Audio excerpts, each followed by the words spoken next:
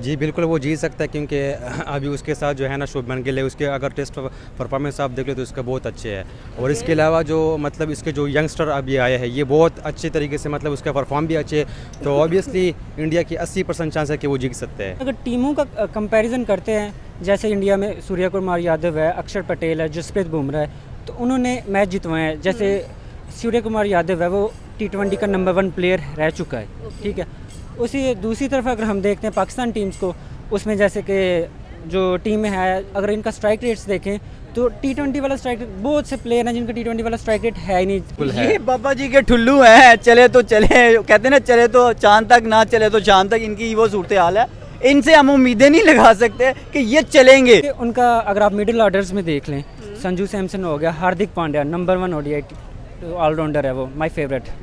उसके अलावा आप अक्षर पटेल को देख सकते हैं। उसके अलावा उनके Kuldeep Yadav best bowler, T20 का बेस्ट बॉलर है, वो जो स्पिन जैसे करता है, जैसे उसकी बॉल मूव होती है, ये आई think India will be dominated. भारतीय टीम की बात करेंगे, 2023 की एशिया कप की विनिंग टीम हम लोगों को नजर आती है, यानी कि डिफेंडिंग चैंपियंस हैं। और अगर अब की बात करें हम लोग 2025 के अंदर, तो एक बार फिर से जो भारतीय टीम है वो मैदान में उतरती हुई दिखाई दे रही है और अपने एक मेजर बड़े स्क्वाड के साथ हम लोगों को दिखाई देगी। और स्पेशली हम लोग पाकिस्तानी अवाम से ये सवाल करेंगे कि पिछली बार अगर एशिया कप की बात की जाए, जो कि इंडिया ने अपने नाम किया था, तो उसमें विराट कोहली और रोहित शर्मा हम लोगों को नजर आ रहे थे। लेकिन इस बार अगर जो इंडियन टीम है वो एशिया कप को रिटेन करेगी, तो विदाउट रोहित शर्मा एंड विराट कोहली हम लोगों को नजर आएगी। तो क्या भारतीय टीम के लिए पॉसिबल है कि जो एशिया कप है, ये डिफेंडिंग चैंपियंस भी हैं और एशिया कप भी इस बार रिटेन करना पड़ेगा विदाउट रोहित शर्मा एंड विराट कोहली? पाकिस्तानी हमसे पूछते हैं कि कितने % इस बार भारतीय टीम के चांसेस नजर आ रहे हैं। सर, आपको क्या लगता है कि without Rohit Sharma and Virat Kohli Indian team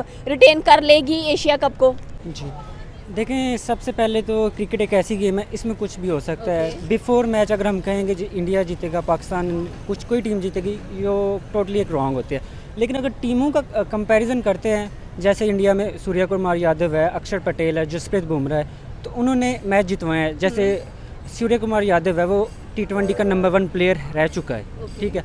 उसी दूसरी तरफ अगर हम देखते हैं पाकिस्तान टीम्स को, उसमें जैसे कि जो टीम है, अगर इनका स्ट्राइक रेट्स देखें तो T20 वाला स्ट्राइक रेट, बहुत से प्लेयर हैं जिनका T20 वाला स्ट्राइक रेट है ही नहीं।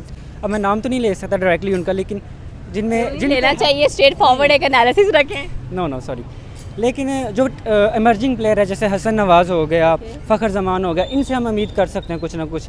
लेकिन जो हमारे मैच विनर प्लेयर्स थे, रिजवान हो गया या बाबर आजम हो गया, उनको टीम में ना खिलवाना, आई थिंक ये पाकिस्तान टीम को एक अच्छा खासा ड्रॉबैक और लूजिंग तरफ ले। इंडिया एशिया कप रिटेन करने वाली है या कर लेगी विदाउट रोको, यानी कि रोहित शर्मा एंड विराट कोहली? क्या पाकिस्तानी टीम अच्छा परफॉर्म कर पाएगी विदाउट रिजवान एंड बाबर? देखिए, ये तो वही हिसाब है, अगर उधर कोहली और विराट नहीं है, वो विराट और रोहित नहीं है, तो इधर हमारे पास बाबर और रिजवान भी नहीं है। तो इधर हमारे पास एक मेन प्लेयर हमारा जो एक अच्छा पेसर था, जिसने वो वर्ल्ड कप जो हुआ था T20 का मेलबर्न के अंदर, जिसने एक आउट क्लासिंग बॉलिंग की थी, नसीम शाह, वो भी हमारी टीम में शामिल नहीं हुआ। तो I think India is more powerful than Pakistan as compare to. अगर हम प्लेयर्स का एनालिसिस करते हैं, उनका स्ट्राइक रेट्स, उनकी बॉलिंग एवरेज को देखते हैं, तो आई थिंक इंडिया डोमिनेट करेगा पाकिस्तान पर भी, और मोर देन चांसेस ज़्यादा हैं कि इंडिया अपना एशिया कप भी ले जाएगा। जी बिल्कुल, वो जीत सकता है क्योंकि अभी उसके साथ जो है ना शुभमन गिल है, उसके अगर टेस्ट परफॉर्मेंस आप देख लो तो उसका बहुत अच्छे है। और इसके अलावा जो मतलब इसके जो यंगस्टर अभी आए हैं ये बहुत अच्छे तरीके से मतलब उसका परफॉर्म भी अच्छे है, तो ऑब्वियसली इंडिया की 80% चांस है कि वो जीत सकते हैं। ओके, आप कह रहे हैं कि भारतीय टीम के 80% चांसेस है कि वो मैच को जीत सकते हैं, और स्पेशली अगर देखा जाए कप को भी रिटेन कर सकते हैं। दुबई के अंदर हमें एशिया कप नजर आने वाला है। और स्पेशली हम लोग बात करेंगे साथ में पाकिस्तानी टीम की कि हमारी साइड पे भी बाबर आजम और रिजवान नहीं है, तो क्या लग रहा है कि हमारे चांसेस हैं, कुछ नज़र आ रहे हैं कि हम भी इस बार एशिया कप के अंदर एक लंबी रेस के घोड़े बन सकते हैं? जी बिल्कुल है, लेकिन जिस तरह अभी ये यंगस्टर हमारे खेल रहे हैं, तो अगर इसी तरह की ये चल रहा है तो फिर इंशाल्लाह वो कोशिश करेगा, तो फिर मतलब कि वो फिर मतलब जीत सकता है। मैं यहाँ पे एक चीज़ ऐड करना चाहूँगा कि उनके जूनियर भी सीनियर हैं और हमारे सीनियर भी जूनियर हैं। तो आप हमारे सीनियर से तवक्कुआत ये रख रहे हैं कि अगर वो नहीं है तो हम जीत पाएंगे, और हमारे जब सीनियर होते तब हम हार जाते हैं, और उनकी परफॉर्मेंस क्या होती है, 2 स्कोर 3 स्कोर 0 अंडा, ये परफॉर्मेंस होती है। जब आपके सीनियर ही परफॉर्म नहीं करेंगे तो फिर हम उनसे क्या उम्मीदें रखेंगे? ये आएंगे परफॉर्म करेंगे तो डेफिनेटली अच्छा खेलेंगे कैसे?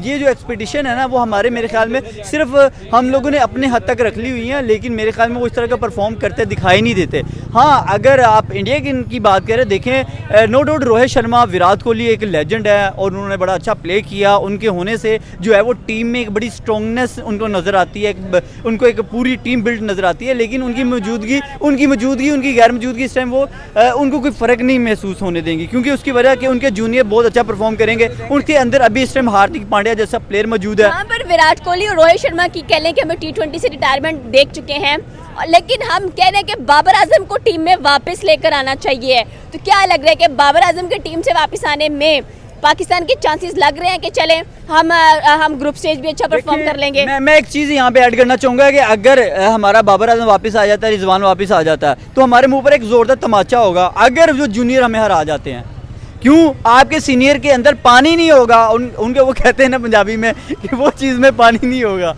तो कहने का मकसद सिर्फ इतना सा है कि जब हमारे सीनियर इस काबिल ही नहीं है, उनके आने से या ना होने से कोई फ़र्क ही नहीं पड़ना। मतलब हम कह रहे हैं कि इंडिया एशिया कप रिटेन कर सकता है इस साल भी, बिकॉज उनकी बॉलिंग की बात कर लें, बैटिंग लाइनअप की बात करें, ऑलराउंडर्स की बात कर लें, स्पिनर्स की बात कर लें, सारे के सारे आउटस्टैंडिंग नज़र आ रहे हैं। जाहिर सी बात है विराट कोहली, रोहित शर्मा की तो ज़रूरत नहीं है अब। जी, क्योंकि उनका अगर आप मिडिल ऑर्डर्स में देख लें, संजू सैमसन हो गया, Hardik Pandya number 1 ODI allrounder है, वो माय फेवरेट।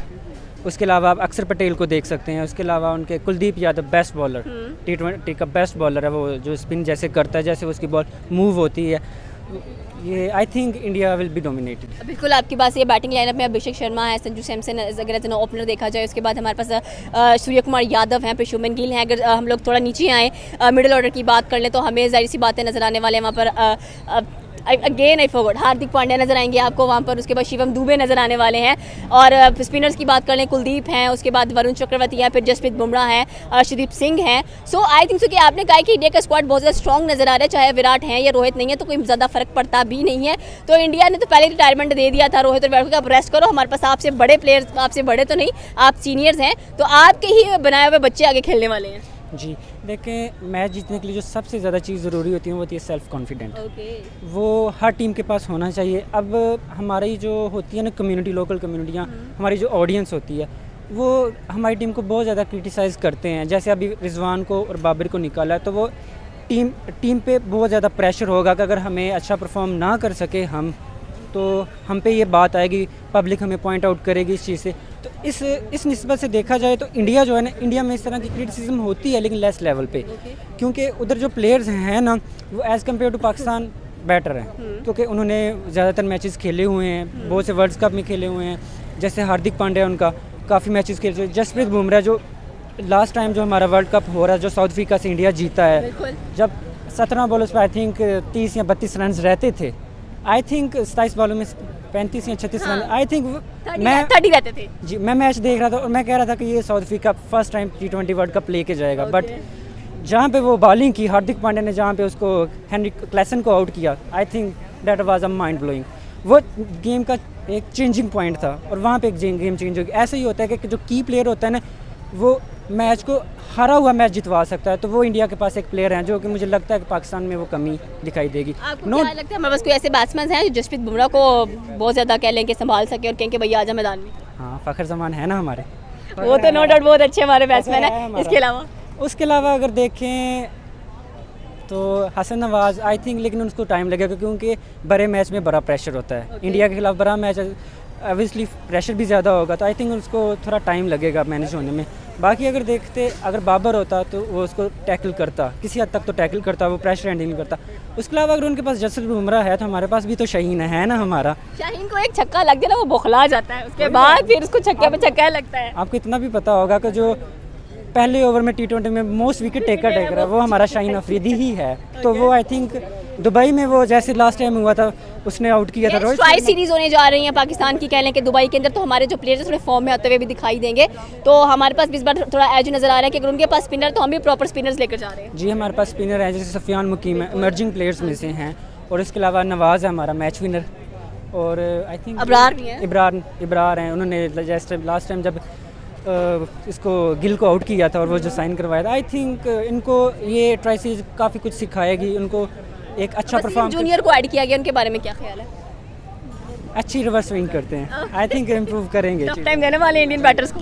हाँ, और बाकी रही बात हारिस रऊफ की, उनको ज़रा अपने बॉलिंग लेंथ पे काम करने की ज़रूरत है, क्योंकि वो प्रेशर में आके कभी फुल टच करवा देते और कभी बहुत पीछे फेंक के रन्स ले लेते, कंज्यूम कर जाते हैं। I think we need to improve these areas to perform better. Last 2023 के जो एशिया कप था उसमें इंडिया ने 50 पर बुक कर दिया था श्रीलंका की टीम को। इस बार जो इंडिया के फाइनल में हत्या चढ़ गई, उसके साथ क्या होने वाला है? नहीं, ऐसा नहीं है, तो वो होती है बैड लक, क्योंकि वेदर बहुत अनफेवरेबल कंडीशन तो बहुत ही, बारिश हुई थी और बाल अच्छा खासा सीम हो रहा था, स्विंग हो रही थी बाल, तो वो तो आप कहते हैं उसमें मोहम्मद सिराज ने बॉलिंग भी बहुत अच्छी की थी, तो इंडिया को वो आउट कर गया श्रीलंका को। आई थिंक इस दफ़ा ऐसा तो नहीं होता, हर दफ़ा तो नहीं तुक्का चलता, इस तरह तो इंडिया भी 37 पे आउट हुआ है टेस्ट में, तो क्या हम ये कंज्यूम कर लें कि हर दफ़ा इंडिया 37 पे आउट होगा? I don't think so, that is correct. आपको लगेगा बाबर आजम आएंगे तो टीम और ज़्यादा स्ट्रॉन्ग बन जाएगी? शायद इस तरह होगा, लेकिन इसको अभी थोड़ा सा रेस्ट करना ज़रूरी है, क्योंकि अभी हमारे यंगस्टर जिस तरह खेल रहे हैं, अगर इस तरह ये हमारा जो यंगस्टर इस तरह खेल जाए तो फिर उम्मीद है कि हम ये जीत सकते हैं। यंगस्टर्स की अब बात कर रहे हैं हम, ज़्यादातर निर्भर हो रहे हैं साइम अयूब पर और फ़खर जमान पर। उनके पास 1 से लेकर 8 तक बैटिंग है। जी बिल्कुल है, ये बाबा जी के ठुल्लू हैं, चले तो चले, कहते हैं ना, चले तो चांद तक, ना चले तो चांद तक, इनकी वो सूरत हाल है। इनसे हम उम्मीदें नहीं लगा सकते कि ये चलेंगे, लेकिन हम एक उम्मीद ही लगा सकते हैं कि आज चलेंगे या कल चलेंगे, पर जब चलेंगे तो अच्छा खासा स्कोर करके 2 के जाएंगे। आपने देखा रिसेंटली फ़खर जमान एक बहुत अच्छा प्लेयर है, लेकिन वो उस तरह से जम के धुलाई नहीं करने वाला। साइम अयूब एक ठुल्लू है, चले तो भाई बहुत ही अच्छा खेलता है और यकीन करें कि बड़ा मज़ा आता है ना। पाकिस्तान की ट्राई सीरीज है दुबई के अंदर यूएई और अफगानिस्तान के साथ। अफगानिस्तान को आप कह लें कि स्लो नहीं ले सकते हैं, वो भी टीम कमाल का परफॉर्म करने वाली है। उनके जो कि स्पिनर्स की बात की जाए तो हमारे स्पिनर, भारत के स्पिनर्स और अफगानिस्तान के स्पिनर्स आउटस्टैंडिंग है।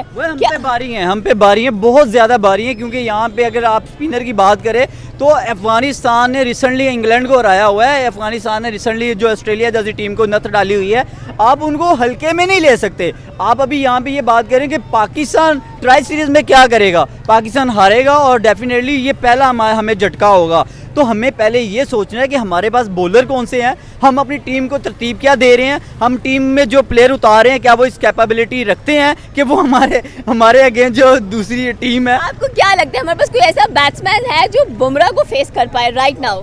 जी बिल्कुल है, हमारे पास बहुत से अच्छे बैट्समैन हैं कि वो बुमराह को फेस कर सकते हैं। कौन इस तरह के आप सोच ले तो हसन नवाज भी बहुत अच्छा है, बहुत अच्छा खेल रहे हैं आजकल के ज़माने में ना।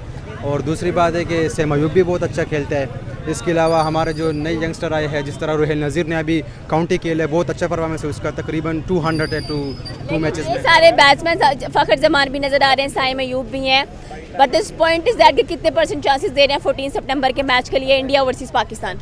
इंडिया वर्सेस पाकिस्तान के मैं तो मैक्सिमम मैं 70% चांसेस पाकिस्तान को दूंगा, क्योंकि आजकल ये बहुत अच्छे खेल रहे हैं। ओके, पाकिस्तानी टीम की बात करें तो ट्राई सीरीज बहुत जल्द कह लें कि हमें दुबई के ग्राउंड के अंदर नजर आने वाली है विद अफगानिस्तान एंड यूएई की अगर बात की जाए तो। But the point is that कि इंडियन टीम जो कि डिफेंडिंग चैंपियन है एशिया कप 2023 के अंदर जीतने वाली श्रीलंका के खिलाफ, इस बार के कप को रिटेन कर पाएगी रोहित शर्मा और विराट कोहली के बगैर। जहां पर हम रो रहे हैं कि हमारे पास बाबर आजम और रिजवान नहीं है, तो पाकिस्तानी टीम का क्या बनेगा? बट दोनों साइडों पर यंगस्टर्स हैं, और अगर पाकिस्तानी टीम की बात करें तो उनको जो स्ट्रॉन्गेस्ट स्क्वाड राइट नाउ नजर आ रहा है वो टीम इंडिया का नजर आता है। आपकी क्या राय है नीचे के कमेंट सेक्शन में बता सकते हैं। हमारे चैनल को सब्सक्राइब करना बिल्कुल मत भूलिएगा। तो मिलता है अगली वीडियो में। अल्लाह हाफिज़।